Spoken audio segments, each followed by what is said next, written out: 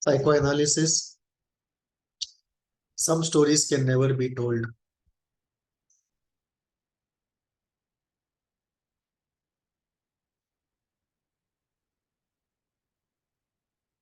Psychoanalysis is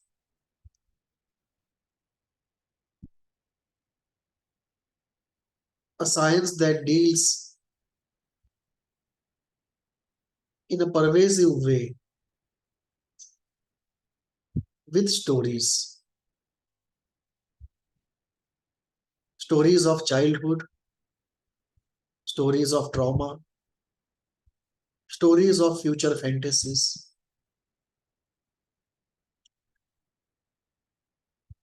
One of the difficult things in psychoanalysis is when an important story remains repressed and is not told. A story that is not told in psychoanalysis cannot be analyzed, and therefore there cannot be freedom from that story. Suffering is anchored in stories not told, and difficult stories at that.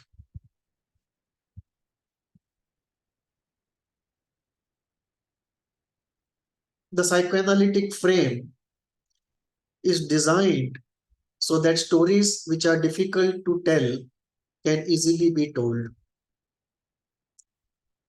And yet, despite all efforts, despite years of psychoanalysis, despite the frame, despite all the safety that we can provide, despite all the amoral, non-judgmental, empathic listening that we provide, despite all of it, some stories still remain untold. In some cases, stories that remain untold don't have much bearing on the pathology with which the person had come. And so,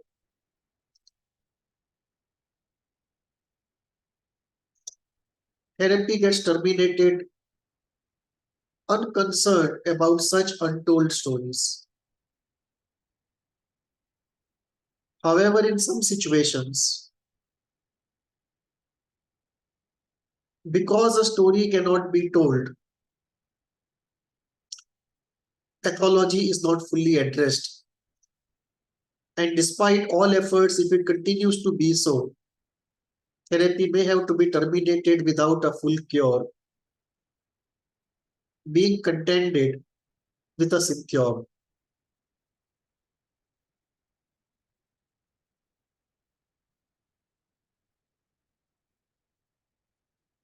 Our discussion today will go into the centrality of stories in psychoanalysis, and more importantly, stories which are difficult to tell.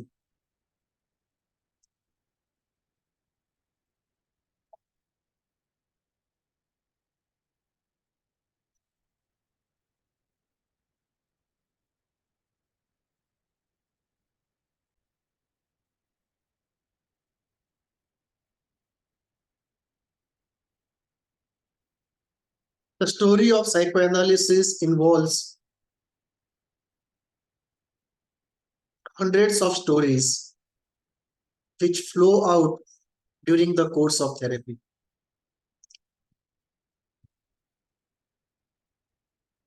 Story of psychoanalysis is a story of stories.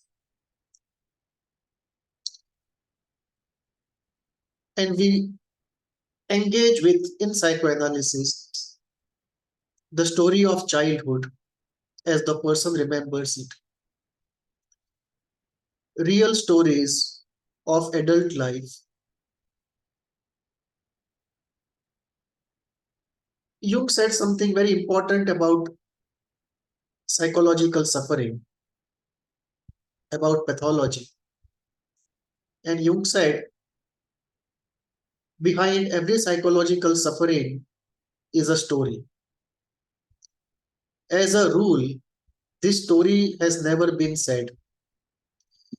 This story is the rock against which the man is shattered.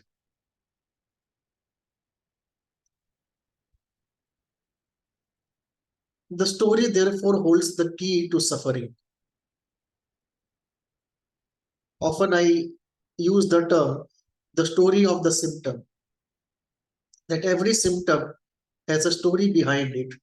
And as you rightly said, as a rule, that story has never been said. And often the person himself doesn't know the story, meaning consciously doesn't know the story.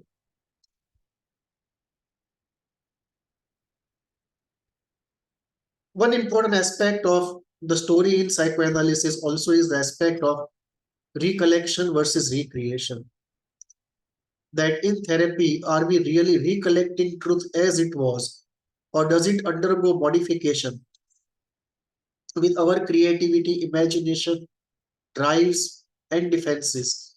And do we actually recreate the story instead of recollecting the story? Puritans insist on recollection.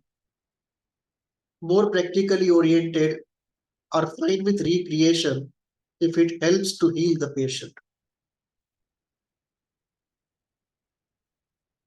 Stories in psychoanalysis are of two types. The good story, which is happiness giving, health giving, and the bad story, which is the source of suffering and pathology.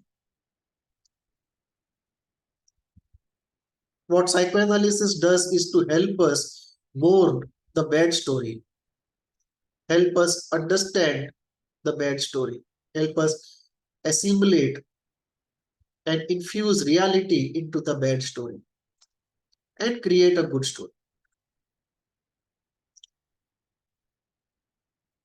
If there are no good stories in the past, then we have to create a good story for the future.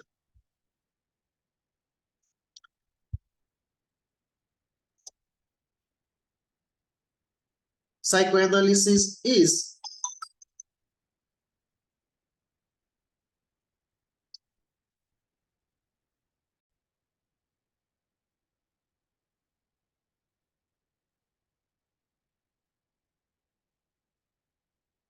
psychoanalysis is a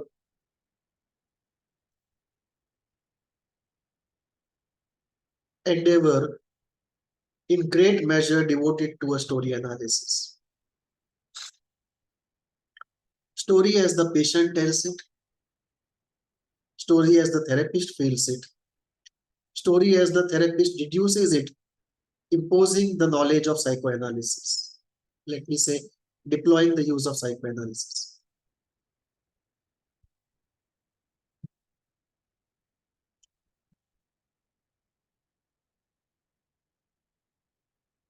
Stories are not just facts.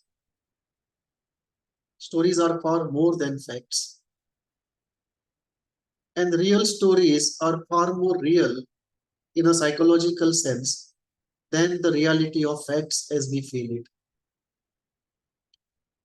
And then, apart from the real stories, there are stories of fantasy, stories that have never happened in the real world but are subjectively true in the inner world, fantasy stories. And Freud talked about fantasy trauma, fantasized trauma. And it tells us how central a story is to psychoanalysis, and therefore how central is a story being told, and therefore how critical is a critical story not being told.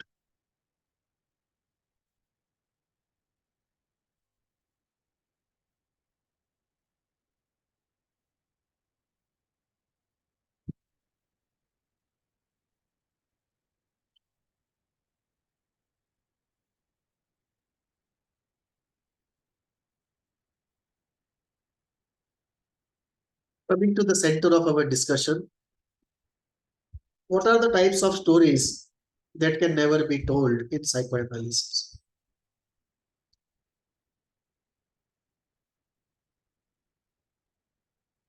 It is a basket full of entities.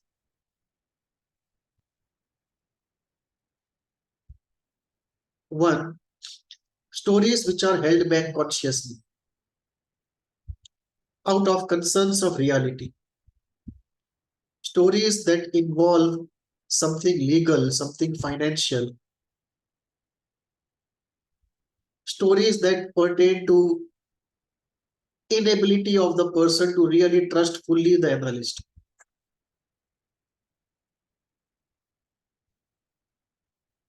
It is a myth that patients tell us all the stories. Often they hold back certain stories because the trust is partial. It's almost like 75% trust, but there still is a 25%, 15% lack of trust. And therefore, some of the stories that involve finances, legalities, some past legal event, some future legal event, stories related to somebody the patient feels we might interact with or we might know, these stories are consciously held back. They are never told.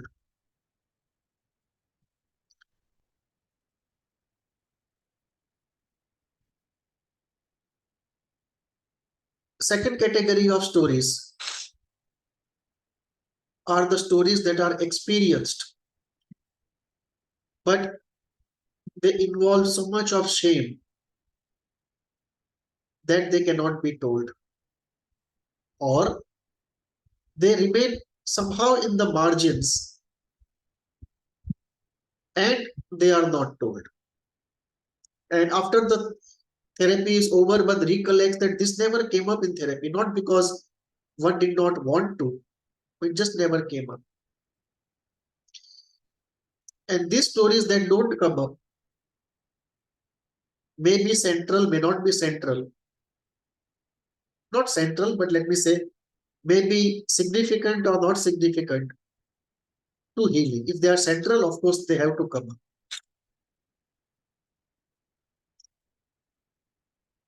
Or if they don't come up, we don't get the results.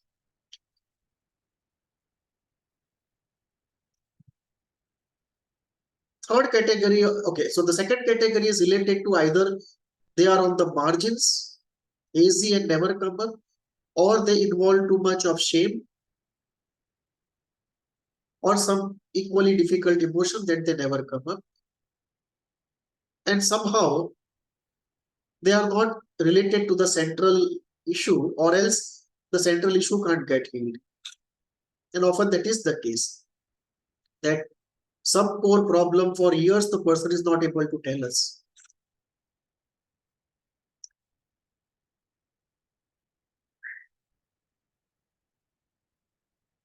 Third category of stories that are not told, stories when an era is over and there is a intense feeling of loss of an era.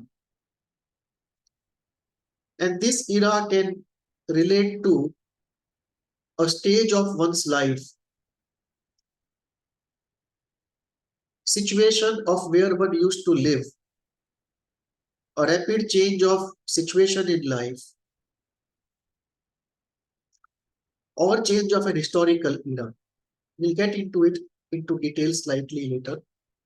But it's very difficult for uh, most of individuals to get into this historical analysis or this recognition of the fact that an era is over.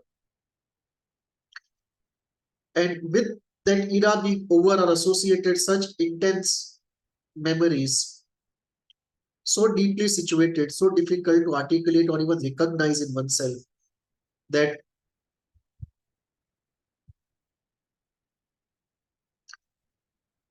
when an era is over, it's very difficult to realize it, articulate it, understand it, and tell that story to someone. It is so difficult that even those in literature and art who deal with these issues, they find it difficult to understand and articulate it.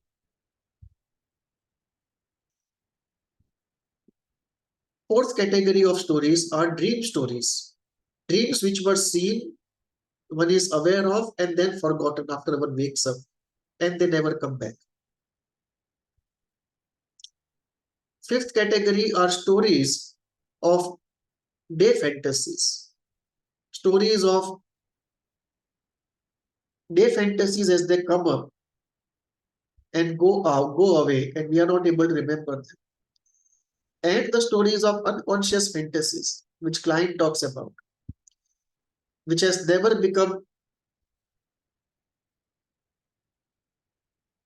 come to awareness either in waking state or even in dreams. Fantasies which have not even come up in dreams, very unconscious fantasies. These fantasies occasionally can come up in long-term, deep psychoanalytic work, but often they don't come up in short-term therapies and they remain stories never told.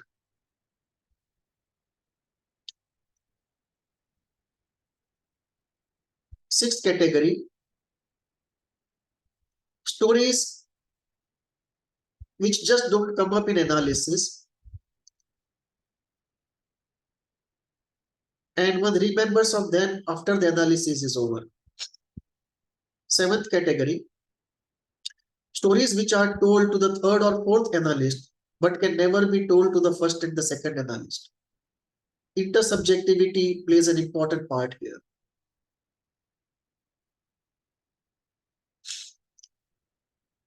Eighth category, stories in the Lacanian real, the pre-verbal, the unimaginary, the non-imaginary, the pre-imaginary, the non-symbolic.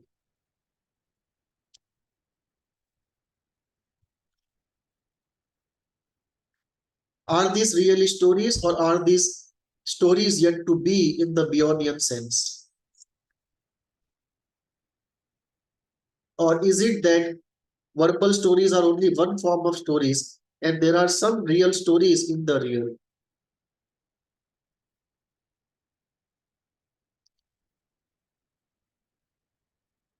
Ninth category, the stories of beta elements. Elements, psychic elements not yet processed enough to come up in awareness or in dreams and therefore become the constituents of symptoms in projection, projective identification, or somatization. Stories of myths, myths which are created inside the mind, myths which are found all across the world in different forms. Same myths rendered differently. Myths that Jung talks about coming up from the collective unconscious in his language. But even if you don't accept that concept, you still have stories of myths arising inside and remaining so unconscious that they never come up. This will be one of the unconscious fantasy layer constituents that client talks about.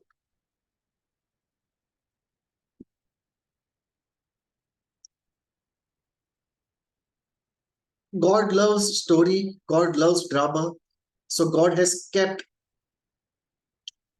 a dramatist, a histrionist inside the unconscious mind. Histrionic in the unconscious mind. And there is a story machine that keeps generating too many stories to really be told.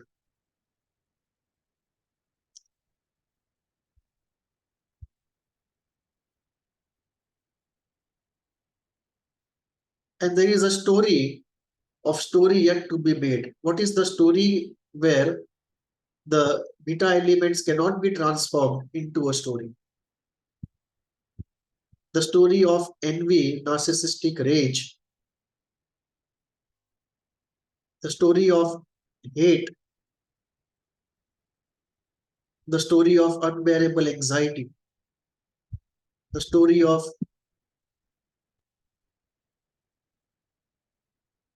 immense, extensive, almost infinite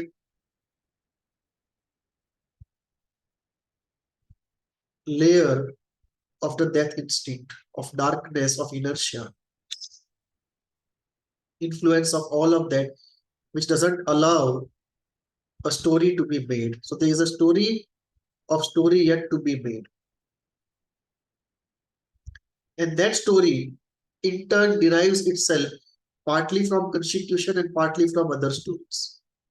So there are stories coming out of stories.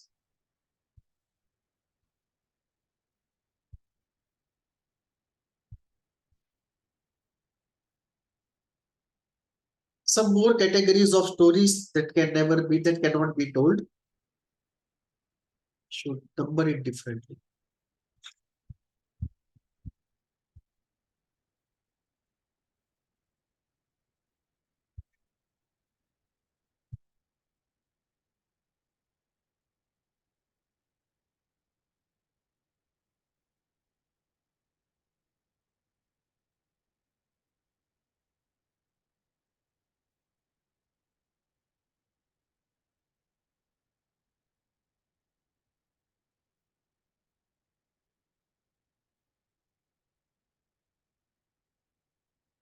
Screen memories, some of which we can explore and get the story out.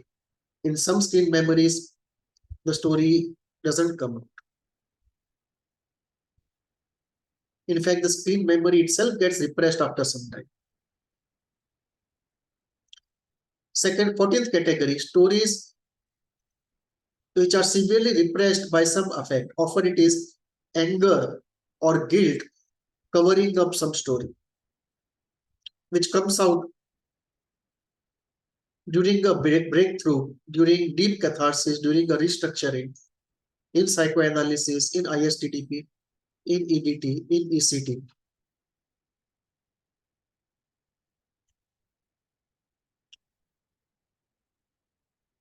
Fifteenth category, long forgotten stories we try hard but doesn't come up.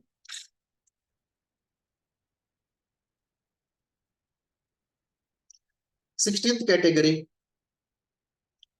stories which get projected, sublimated, worked through, either in art or in crude acting out or in pathological symptoms, but the real story eludes. And most of these stories are stories of very early part of life. Some before language, some after language, but very early part of life.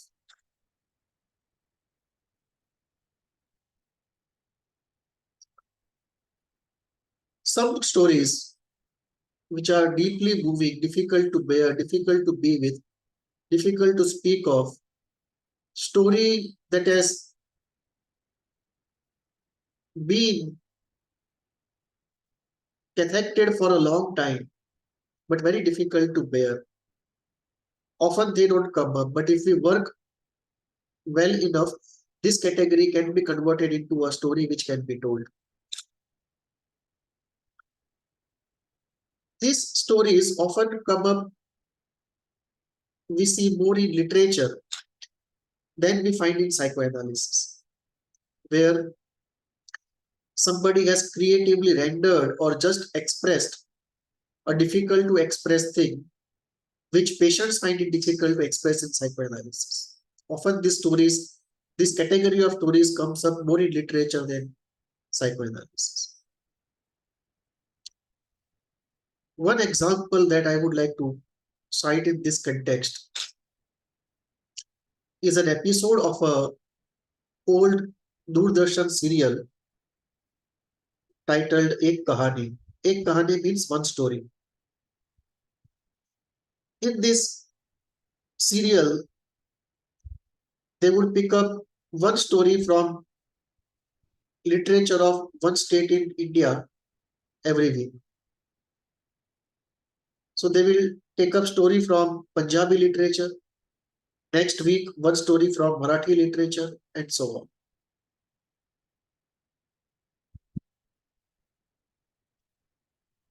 One story is from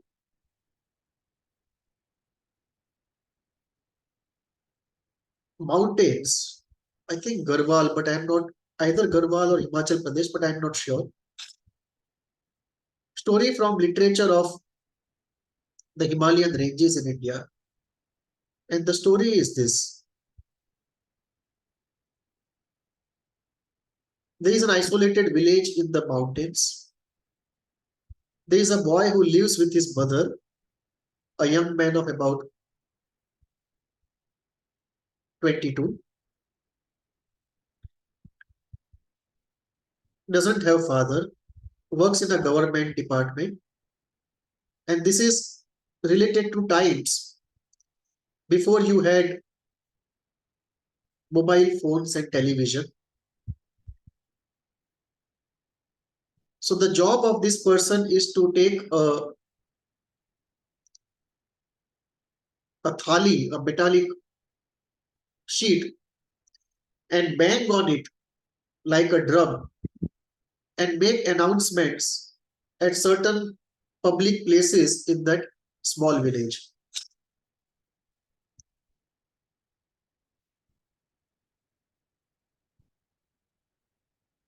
The announcements relate to variety of things. Somebody leaving the village, somebody coming new to the village, somebody convicted in the court, somebody ordered to pay money to somebody else. This person has a routine. He starts every day morning, goes to the office, takes the list of announcements to be made, goes with his steel sheet, the thali, and the banging drum, goes around the town or the village, makes those announcements, comes back to have a cup of milk, and the salary he gets from the government is enough that he feels prosperous to have a cream loaded milk. Goes back home with it to his mother, and they lead a peaceful life. There is in that village uh,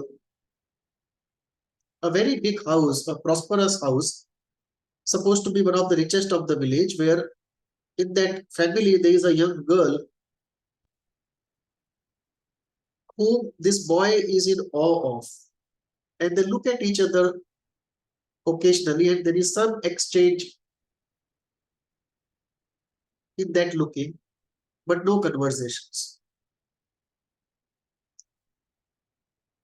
One day, this man is given a task to announce, to go to in front of that girl's house and announce loudly that the girl's father has lost all the money and this home is now to be auctioned. And this is an order from the government. Something happens to this man and he's not able to do it. He's told of the consequences of disobeying a government order. He knows it, but he just can't go and make that announcement. He is removed from his job. Few days later, somebody else makes the announcement.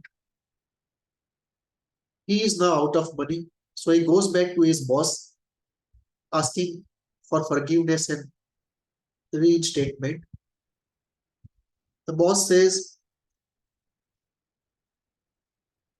he should be thankful to him that he has not put him in jail for disobeying government order. And this is the best he can do for him. This man now is completely out of job, doesn't know what to do.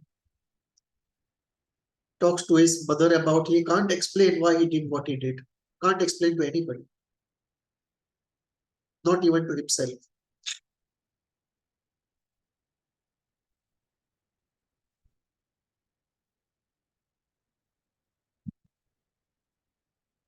He's then shown talking to a friend what he will do, and he says he'll go to some city and work as a laborer.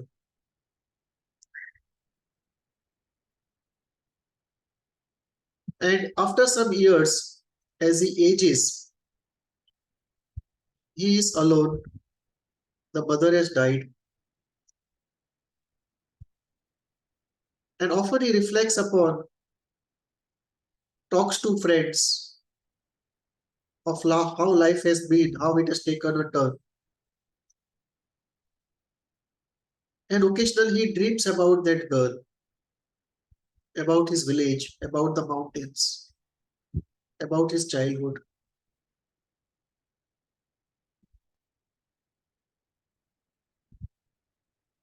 He's never able to answer the question why he did what he did and whether it was right or wrong.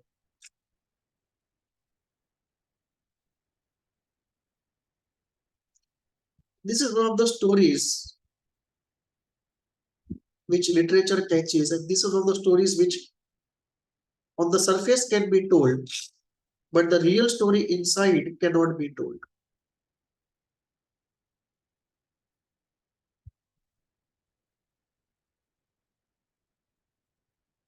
How can you say that which refuses to say itself? It doesn't say it to you, so you can't say it to yourself or to anyone.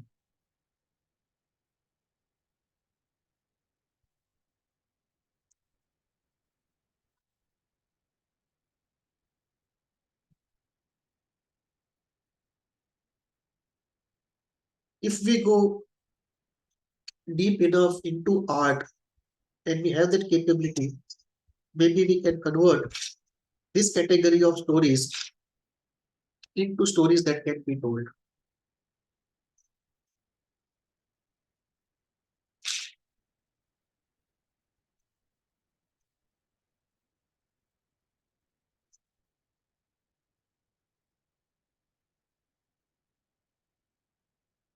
Coming to one category of stories which we mentioned before, going into details of it, stories related to an era is over. So era here refers to events, people, or an historical era.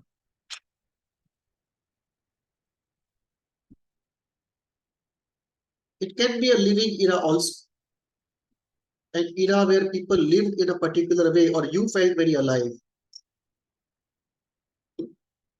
In India, we had 60s and 70s where the Indian culture from multiple points of view had reached its optimum. If we look at tradition and modernity, individualism and collectivism, use of technology and use of tradition, it all blended together into an optimum from a cultural standpoint in 60s and 70s, not necessarily from a scientific or an economic standpoint,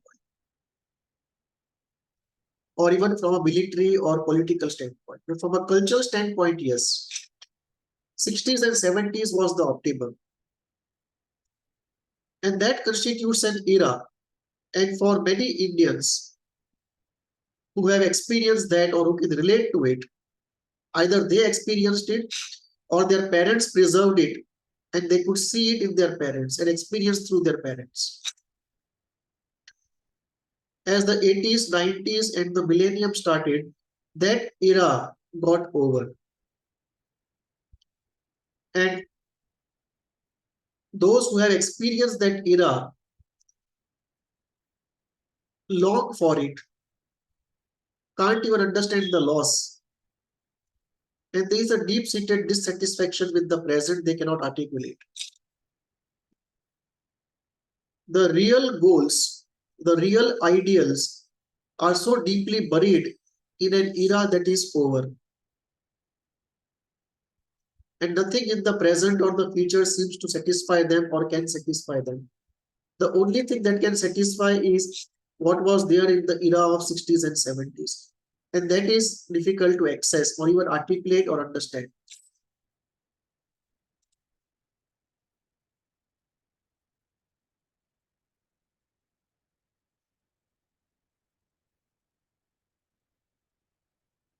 So these category of stories when an era is over and one cannot understand and articulate it is one category of stories which cannot be told. When an archetypal era is over,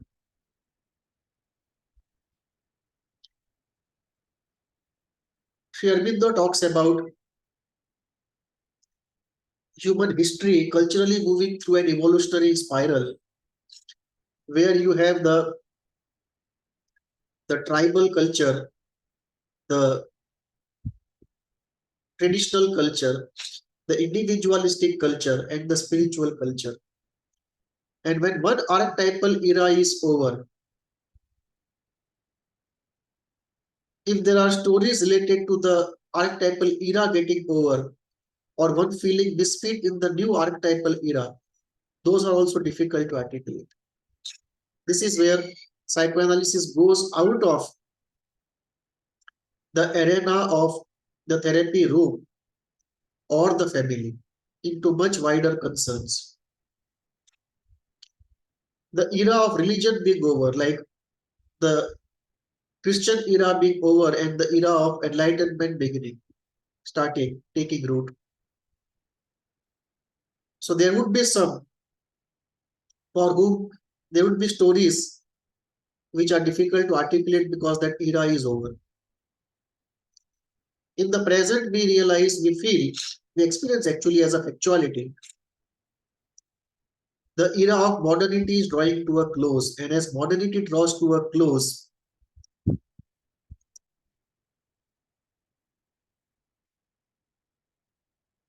there are stories which need to be created, which need to be told and are not told.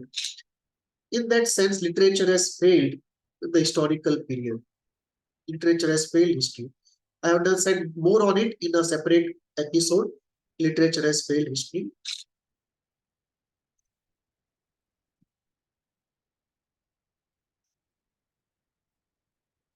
As modernity is drawing to a close, the losses are not understood fully. The loss of modernity, even if it was uncomfortable, the counterfactual loss of what would have been had the difficulty of modernity not being there.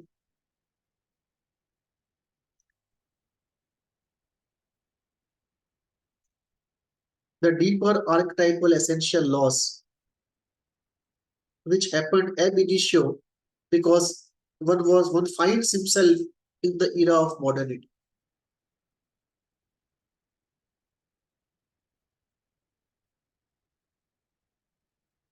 It is a story that cannot speak itself unless quite an amount of knowledge, insight, scholarship is creatively brought upon the problem. It's beyond the capability of an ordinary individual to understand and articulate it. Stories of a mythological era when mythology used to be the center of human affairs. That era being over, stories which are related to mythology also are difficult to say.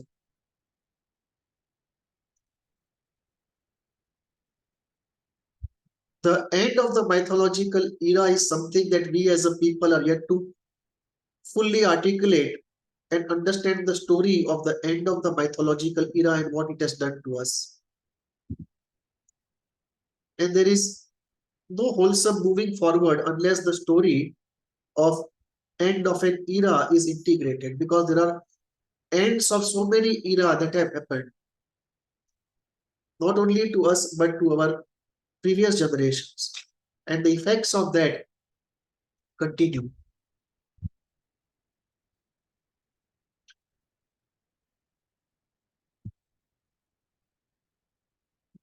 So this is one category of stories which has to be told, and this is something which more likely is to flow from literature to psychoanalysis.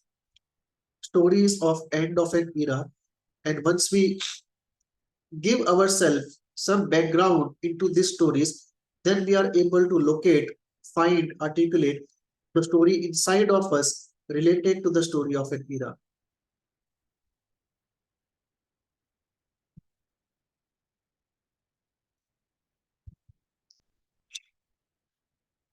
One category of stories we referred to earlier was story of a story being created.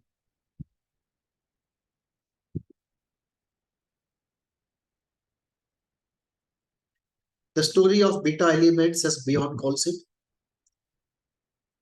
which is not yet acted upon by the alpha function.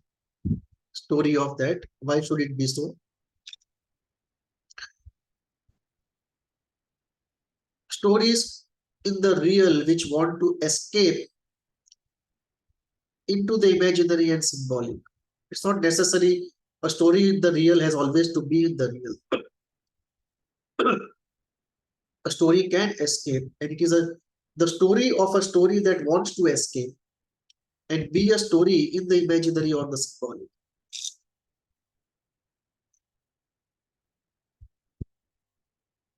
Third category we saw unconscious fantasy, which doesn't come up in dreams, even in dreams. Fourth category, thoughts awaiting a thinker, story awaiting a storyteller, where in the unconscious a story is in the sense of Klein in unconscious fantasy, or maybe a preconscious fantasy. I mean, unconscious, but not in the sense of the Kleinian unconscious fantasy, less unconscious than that, awaiting an explorer to come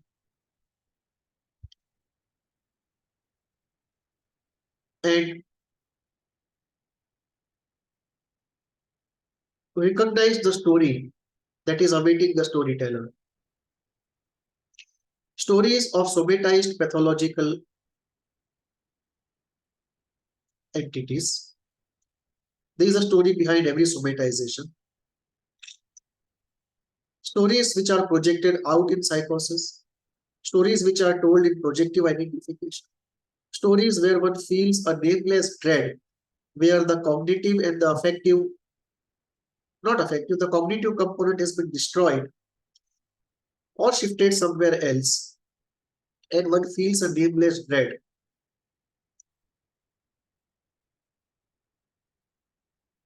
This happens when the content is killed but the affect is not killed. The reverse is also possible. Affect is killed and the content is not killed. As Beyond says, the story of containing the alpha elements, envy, rage, greed, and unbearable reality. This story actually creates the nameless dread and many difficult pathological conditions. This is more of an analysis of stories not being told.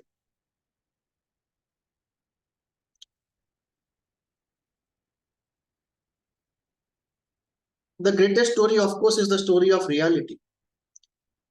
And if this reality is difficult to bear, then this story has to be killed. And if this master story is killed, many small stories die by themselves. And often it is the story of reality is killed to kill reality, which is so difficult to bear.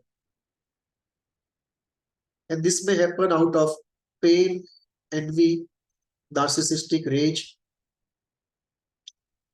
anxiety, too much concentration of death instinct, too less concentration of light and cheerfulness.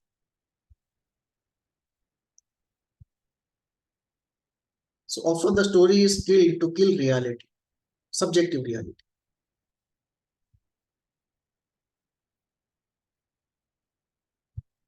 A story being told and told again, therefore is the royal road to health.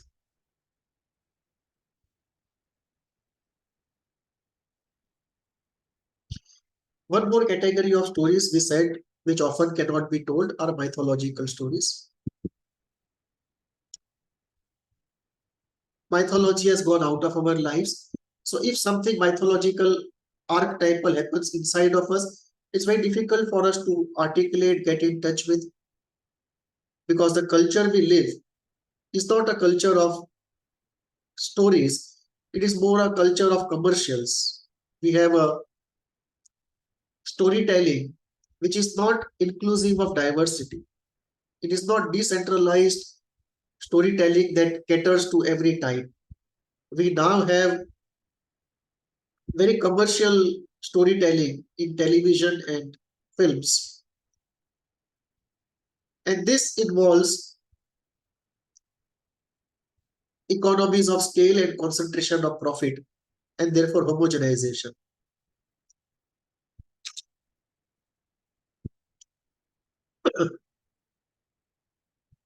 This being the case, we have not fed ourselves, not nurtured ourselves in a psychological sense with adequate mythological and cultural stories, stories of tradition. And therefore, we find it difficult to articulate stories created deep inside the mind related to these areas. They remain unconscious largely. If we feed ourselves stories from outside, often they activate the latent stories inside. It's like if we, it's like the unsaid stories need almost like a IV infusion, intravenous infusion of a story from outside, story of literature, culture, or mythology. And because the era of stories is over, we today find a poverty of stories, a poverty is not necessarily economic. You have poverty of ethics, poverty of aesthetics, poverty of mythology, poverty of traditions, poverty of art, and one of the poverty is the mythological poverty and the poverty of traditions.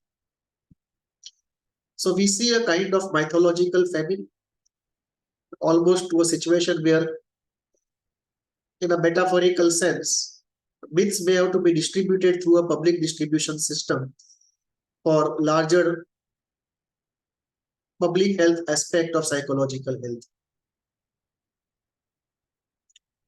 And as we discuss all this, we realize how far we come from our biochemical constitution.